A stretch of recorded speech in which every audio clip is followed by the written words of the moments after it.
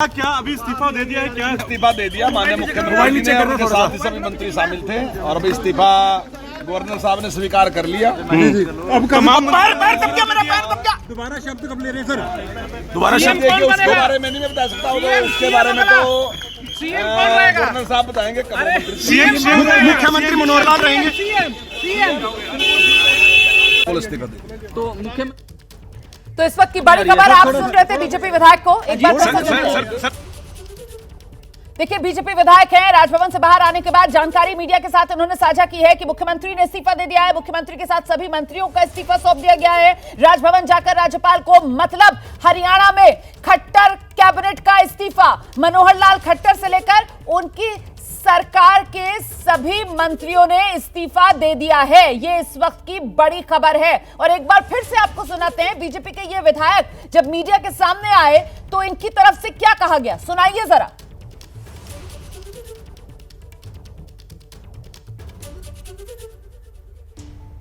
हम आपको वो सुनाने की कोशिश कर रहे हैं। बड़ी बात ये कही गई है बीजेपी के विधायक की तरफ से कि मनोहर लाल खट्टर ही सीएम बने रहेंगे। ये कह रहे हैं कंवरपाल गुर्जर। कंवरपाल गुर्जर की तरफ से ये बड़ा बयान दिया गया है। कंवरपाल गुर्जर कह रहे हैं कि खट्टर ही सीएम बने रहेंगे। ये जो दावा कंवरपाल गुर्जर कर रहे हैं, आखिर इस दावे का मतलब क्या है, मुझे लगता है ये भी समझना जरूरी है। लेकिन उससे पहले सुनिए जरा कंवरपाल गुर्जर का ये दावा। इस्तीफा दे दिया माननीय मुख्यमंत्री ने, उनके साथ ही सभी मंत्री शामिल थे और अभी इस्तीफा गवर्नर साहब ने स्वीकार कर लिया। अब दोबारा शब्द कब ले रहे हैं सर? दोबारा शब्द उसके बारे में नहीं मैं बता सकता हूँ, उसके बारे में तो गवर्नर साहब बताएंगे। मुख्यमंत्री मनोहर लाल रहेंगे। इस्तीफा दे तो मुख्यमंत्री दोबारा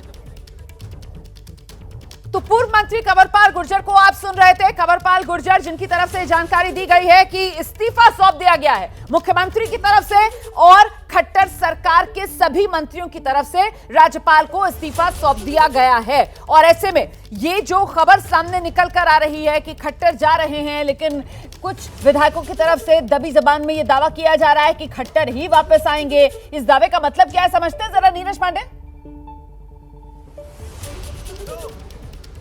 देखिए, मेरी जो जानकारी है उसके अनुसार चुनाव बहुत कम समय का बचा है, मात्र महज 2 महीने बचा है।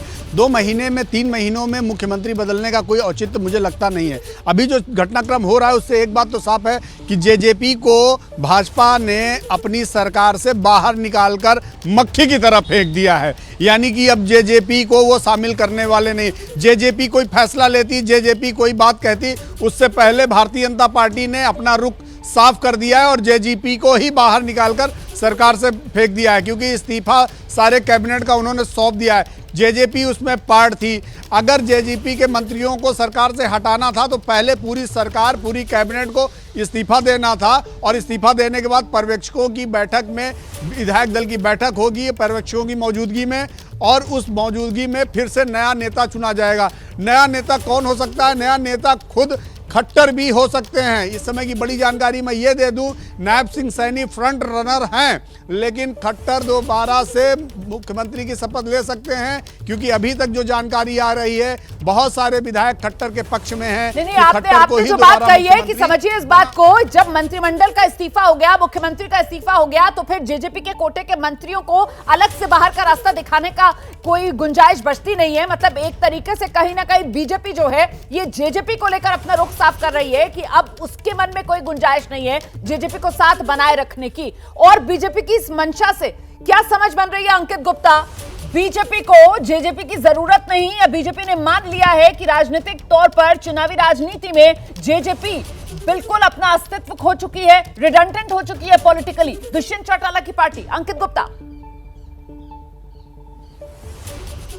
देखिए, निश्चित तौर पर बीजेपी ने अपना एक इंटरनल सर्वे भी किया है, उसमें यही निकल के आया है कि दुष्यंत चौटाला अगर लोकसभा चुनावों के दौरान साथ रहते भी हैं तो उनको बहुत ज्यादा जो है बीजेपी को मदद नहीं मिलने वाली। लेकिन नुमाने सबके बीच में एक अंदर की जानकारी निकल के सामने आई है कि आखिर जेजेपी और बीजेपी का गठबंधन टूटा क्यों है। अभी हमारी जो सूत्रों से बातचीत हुई है उसमें उन्होंने साफ तौर पर कहा कि दुष्यंत चौटाला जब बीजेपी के आला नेतृत्व से मिले तो उन्होंने 2 सीटों की मांग रखी और बीजेपी का केंद्रीय नेतृत्व 1 सीट देने को तैयार था, जबकि जो बीजेपी का प्रदेश नेतृत्व था वो इसका विरोध कर रहा था। वो कह रहे थे कि दुष्यंत चौटाला को एक भी सीट नहीं देनी चाहिए, क्योंकि यहां पर 10 उम्मीदवार जो हमारे हैं वो जो जीते हुए हैं उन्हीं के ऊपर दांव लगाना चाहिए। तो एक तरह से बीजेपी का जो स्थानीय नेतृत्व था उसकी बात आला नेतृत्व ने मानी है, और दुष्यंत चौटाला के पक्ष में हालांकि थोड़ा सा ये जरूर कहा गया कि आपको एक सीट हम दे सकते हैं, लेकिन दुष्यंत चौटाला उस पर तैयार नहीं थे। और बीजेपी ने अपने स्थानीय नेतृत्व की बात मानते हुए, केंद्रीय नेतृत्व ने स्थानीय प्रदेश नेतृत्व की बात मानते हुए साफ कह दिया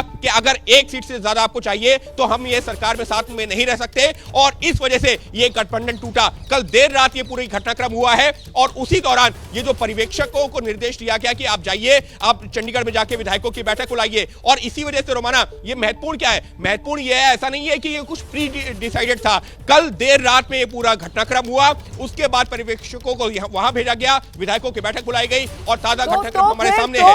तो फिर अंकित गुप्ता, अब सवाल ये बड़ा हो जाता है जिसके लिए हमें नीरज पांडे के पास चलना चाहिए, कि वो जो कहा जा रहा है कि आज दुष्यंत चौटाला की अभी मुलाकात भी होनी है गृह मंत्री अमित शाह से, क्या अभी भी वो मुलाकात तय है या फिर वो मुलाकात भी अब रद्द हो गई है? क्या जानकारी मिल रही है नीरज पांडे?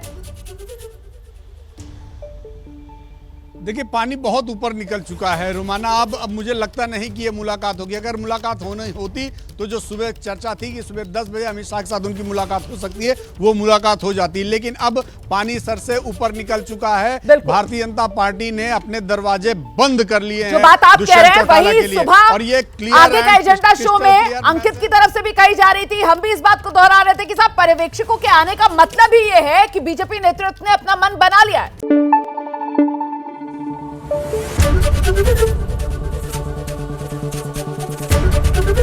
एबीपी न्यूज आपको रखे आगे।